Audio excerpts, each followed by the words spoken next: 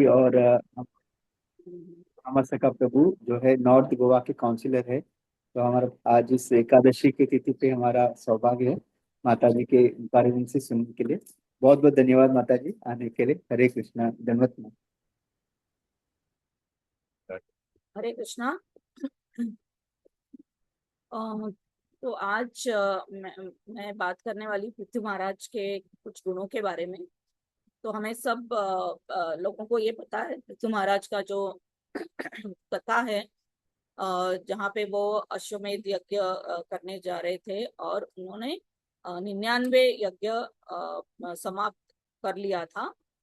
और तभी जो देवराज इंद्र हैं उनको ईर्ष्या होती है कि ये 100 अगर अश्वमेध यज्ञ पूरा करेंगे तो इनको मेरी गद्दी मिल सकती है। तो ये जो यहाँ पे जो उनका जो ये बर्ताव था, तो इसके वजह से इन दोनों के बीच में बहुत सारा कॉन्फ्लिक्ट कॉन्फ्लिक्ट सिचुएशन तैयार हो गया था। तो इस बीच में क्या होता है कि विष्णु जी जो भगवान विष्णु जो है वो पृथु महाराज के आगे आते हैं और उनको कुछ सलाह देते हैं, क्योंकि अभी दो लोग हैं कॉन्फ्लिक्ट में। और अ, ये जो इंद्र जी है, इंद्र जी को तो कुछ बोल नहीं सकते। सिचुएशन ऐसा था कि वो बहुत ईर्ष्या से पीड़ित थे। तो भगवान ने पृथु महाराज के पास आके उनको बोला कि अभी आप इसको छोड़ दो। ये इसी में भलाई है, क्योंकि तुम लोगों का फिर आगे जाके बहुत ये हो जाएगा। तो ये अश्वमेध यज्ञ है जो है इसको छोड़ दो। तो इंद्र ने क्या ये भी चुराया था ना, अश्वमेध यज्ञ का जो अश्व था, घोड़ा था। तो विष्णु जी बोलते हैं पृथु महाराज को, क्योंकि हम लोग सलाह कभी कभी क्या होता है ना, कॉन्फ्लिक्ट सिचुएशन में हमें पता है कि एक आदमी कॉम्प्रोमाइज करने को तैयार नहीं है। तो यूजुअली हम लोग जो ज्यादा समझदार है उनको हम लोग समझा सकते हैं। तो इनको बोलते हैं कि विष्णु जी भगवान इनको बोलते हैं पृथ्वी महाराज को कि आप अभी इसको छोड़ दो, इसका पीछा करना छोड़ दो। और वो बहुत अच्छी अच्छी सलाह देते हैं उन्हें। वो उनको बोलते हैं कि मेरा भक्त कैसे होता है। तो वो विष्णु जी जो है अपने भक्त का जो गुणों का वर्णन करते हैं कि मैं किसको भक्त मानता हूँ। तो वो इनको बोलते हैं, पृथ्वी महाराज जी को बोलते हैं कि आप राजा होते हुए आपका जो आप जो भी कार्य कर रहे हैं तो वो कैसे करना चाहिए ये भी वो उन्हें बताते हैं। तो वो बोलते हैं कि जो भी भक्त है, अ, उसको अगर वो बहुत सारा यज्ञ करे, बहुत ऑस्टेरिटीज करे, योग मिस्टिक योगा करे, तो मैं इससे इतना खुश नहीं होता हूँ जितना मैं जो भक्त है वो इक्विपोइज्ड होता है। इक्विपोइज्ड है ना, समतुलित जो होता है भक्त, मैं उससे मैं ज्यादा प्रभावित होता हूँ। क्योंकि हम लोग सोचते हैं कि हम लोगों को बहुत सारा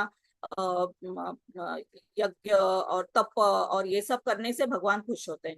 लेकिन यहाँ पे भगवान खुद बोल रहे हैं कि मैं इन चीजों से ज्यादा मैं वो भक्त से खुश होता हूँ जो बहुत समतुलित होते हैं।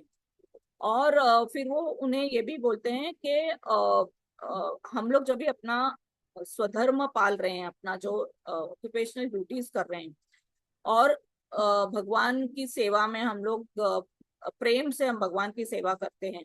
और भगवान की सेवा कैसे करना चाहिए वो बोल रहे हैं कि कोई भी मोटिव है ना, कोई भी भौतिक लाभ की इच्छा के बिना जब हम हमारा स्वधर्म का पालन करते हैं तो वो हम लोग अंदर से संतुष्ट होता है। और कोई भी चीज हम लोग करेंगे ना तो हम लोग भीतरी रूप से संतुष्ट नहीं हो सकते हैं। लेकिन जब भी हम लोग हमारा भौतिक इच्छा के बिना करते हैं, तो इसीलिए ये भगवान पृथ्वी महाराज को बोलते हैं। पृथ्वी महाराज खुद भगवान का एक एक्सपांडेड अंश है। तो वो खुद पृथ्वी महाराज को बोलते हैं कि कोई भी भौतिक इच्छा के बिना आप सेवा करना चाहिए। तो यहाँ पे वो उनको बोल रहे हैं कि ये जो भौतिक के लिए ये जो अश्वमेध यज्ञ करने जा रहे थे तो उसको आप छोड़ दो, क्योंकि ये सब चीज करने से मुझे कोई भी आनंद नहीं मिलता है। कि आप जितना संतुलित होके आप अपना कार्य करेंगे, उससे मुझे ज्यादा संतुष्ट होता है। फिर वो आगे ये संतुलन का जो विषय है उसके ऊपर ये चर्चा आज है। तो भगवान उन्हें बोलते हैं कि आप कैसे संतुलित रहना चाहिए। तो बोलते हैं कि आपने सभी लोगों को एक समान उनको देखना चाहिए। कोई बहुत बड़ा आदमी है, कोई छोटा आदमी है, उन लोगों में हमें फर्क नहीं करना चाहिए। उन्हें हमें इक्विपॉइज मन से, आंखों से उन्हें देखना चाहिए। तो ऐसा ये पूरा जो डिस्कशन है, तो वो उनको उन्हें संतुलित रहने का ये दे रहे हैं कि उन्हें आगे कहते हैं कि हमें कैसे संतुलन में हमारा जो कार्य करना चाहिए, हमारे इंद्र, हमारे मन को नियंत्रण में रखकर, और हमें अपना जो जीवन में सुख दुख जो आएंगे तो उससे हमें डिस्टर्ब नहीं होना चाहिए। तो ये जो सेंटेंस है, समतुलन और सुख दुख में हमें संतुलित रहना चाहिए, ये हमें याद दिलाता है भगवत गीता के श्लोका में भी। सो ये सेम चीज जो भगवान ने यहाँ पे पृथु महाराज को कहा है, तो वही सेम चीज हम लोगों ने भगवत गीता में भी पाया है। सो वहां पे भगवान भगवत गीता में दो वर्सेस हमारे आते हैं। मात्र स्पर्शस्तु कौन्तेय शीतोष्ण सुख दुखदा आगमा पाइनो नित्य काम सुतिक्षस्व भारत। तो यहाँ पर भी भगवान कहते हैं कि जीवन में हमें सुख दुख आएगा। जैसे उन्होंने एग्जाम्पल दिया है कि गर्मी और ये ऋतु है, समर और विंटर, तो ये सब क्षणिक है। एक ऋतु के बाद एक ऋतु आएगा जाएगा, और हमें इससे बहुत ज्यादा डिस्टर्ब नहीं होना चाहिए। और दूसरा एक वर्स है भगवत गीता में, जहाँ पे यहाँ पे भी सेम वही कहा गया कि हमारा जो हम लोग पालन करते हैं, तो इसे हमें इक्विपॉइज वे में लेना चाहिए। फिर दूसरा श्लोका है, सुखे दुखे समय कृत्वा लाभा अब लाभा जया जयो तथो युद्धाय युज्यस्व नैवं पापम अवाप्यसि। तो यहाँ पर भी यही तत्व के बारे में कहा गया है कि जीवन में खुश दुख है। हमें फायदा नुकसान होता है, कभी जय है कभी विजय है। तो हमें इन जो अपोजिट्स हैं, इनमें हमें फर्क नहीं करना चाहिए।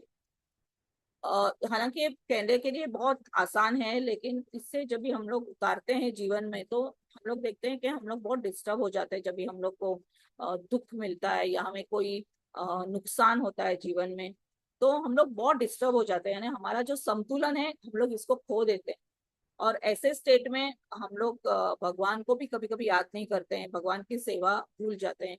तो यहाँ पे बार बार भगवान हमें यही सलाह दे रहे हैं कि हमें जीवन में कैसे संतुलित रहना चाहिए, क्योंकि ये बहुत बड़ा एक क्वालिटी है। क्योंकि जब भी हम संतुलित रहते हैं, तभी हम लोग अपना मन और हमारे जो सेंसेस है, इसको हम लोग कंट्रोल में रख सकते हैं।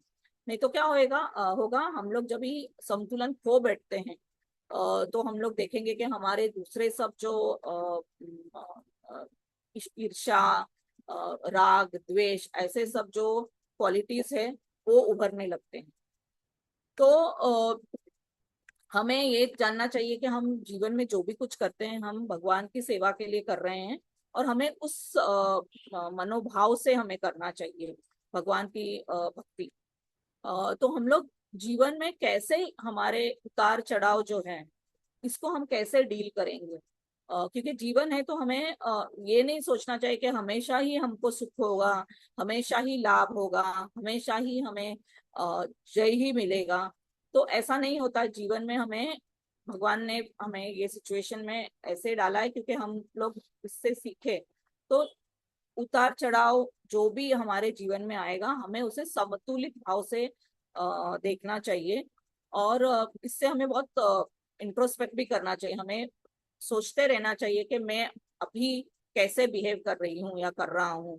अ, सामने से कोई आया, किसी ने हमें कुछ कह दिया, शायद कभी कभी हमें फीडबैक मिल सकता है एज अ डिवोटी, या कोई हमें आके बहुत ये भाव से बात करेंगे ना, तुच्छ भाव से बात कर सकते हैं। या कोई आके हमें कुछ बुरा भला कह दिया या हमारे जीवन में कुछ कर दिया, तो ये सिचुएशन हमारे रोज की जिंदगी में आता है। हम लोग ऑफिस में जाते हैं, काम करते हैं, वहां पे भी ये सिचुएशन हो सकता है, घर पे भी हो सकता है।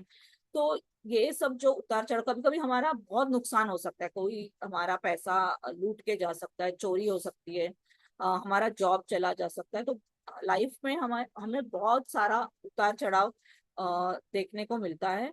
लेकिन हम लोग हमेशा अगर इस चीज को याद रखें कि भगवान ने पृथु महाराज, यानी पृथु महाराज इतने बड़े वो महाराज थे, एक्चुअली वो भगवान के ही अंश थे, लेकिन उनको भी महाराज भगवान ने आके यही संदेश दिया है कि आप पोइज्ड रहना, और जो भी लाइफ में आए तो हमें संतुलन लेके चलना है। तो हम लोग सोच सकते हैं कि भगवान अगर इतने बड़े महाराज जो ऑलरेडी उनमें इतने गुण थे, हमने कथा में आती है कि जब भी वो उनका ये हो जाता है, जब भी वो अपीयर हो जाते हैं वेणु किंग वीणा के इससे, तो सभी देवी देवता गंधर्व जो है वो आके उनको उनको गुणगान करते हैं। यानी उनका अभी सिर्फ अवतरण हुआ था, लेकिन उनका जो क्वालिटीज आगे आने वाला है उसके बारे में गुणगान करते हैं। तो हम लोग सोच सकते हैं कि इतना बड़ा जो पृथ्वी महाराज थे, जिनके इतने अच्छे गुण थे, उनको भी भगवान आके कहते हैं कि आप इक्विपॉइज्ड रहना। क्योंकि वो जो कॉन्फ्लिक्ट का सिचुएशन बन गया था इंद्र के साथ, तो भगवान ने सोचा कि इंद्र से ज्यादा पृथु महाराज को ये एक्सेप्ट करेंगे वो, क्योंकि उनमें ऑलरेडी ये सब त्याग और ये सब गुण ऑलरेडी है उनमें। तो इसीलिए हमें भी ये मैसेज जो है हमें लेना चाहिए कि सभी क्वालिटीज में भगवान खुद बोलते हैं कि संतुलित रहना जो है ये सबसे बहुत ज्यादा अच्छा क्वालिटी है।